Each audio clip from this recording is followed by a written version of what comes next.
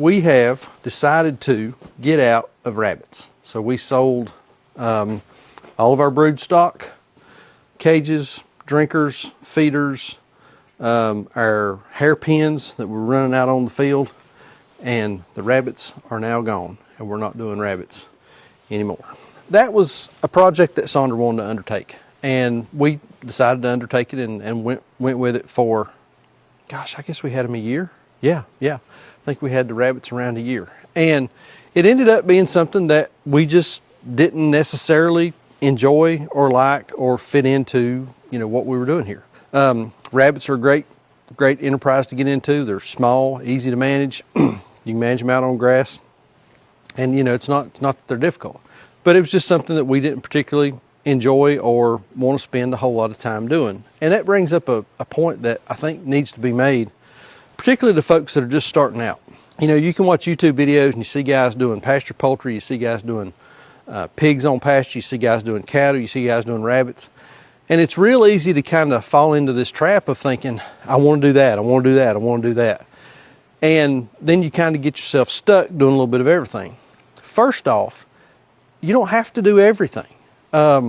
Start with one thing and learn that one thing, and whenever you're good at it, move on to another thing if you want to do another thing. We started out with chickens and pigs all in the same week with zero experience, and that was not a good idea. We had zero experience. We didn't know anything about either one of the enterprises, anything about either one of the animals, and we made a lot of mistakes, and that just is not a good model. I think it's a better idea to pick one thing, learn that thing, get somewhat efficient at it, and then move on to the next. And the other point about that is, if you start something and then you don't like it, it's okay to stop.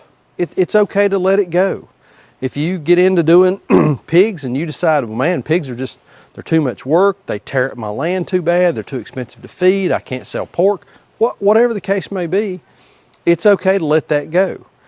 Let something go that you don't like and reinvest that time, that energy, and those dollars into something that you do enjoy. Don't just stick with something because that's what everybody's doing or that's what you think that you need to do or fill in the blank for your reason. But don't be afraid to just let something go. And in this farming thing, homesteading thing, it's perfectly okay to switch up, change up, and do things that you enjoy, things that bring you pleasure, things that can make you money, and things that just work for you on your property. So I think that's probably what I would have to say about that. Don't do everything because everybody's doing it, and don't stick with something just because you started it.